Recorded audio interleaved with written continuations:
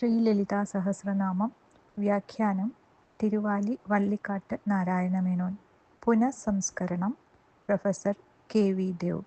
Publisher Mata Amritanandamayi mission trust. Om Sri Mahadevi നമ. ദേവിയുടെ 21ാമത്തെ നാമം കദംബമഞ്ജരി ക്ലിപ്ത കർണപൂര മനോഹര. കടമ്പിന്റെ പൂങ്കുല കൊണ്ട് ചാർത്തപ്പെട്ട കമ്മലുകളാൽ മനോഹാരിണിയായവൾ.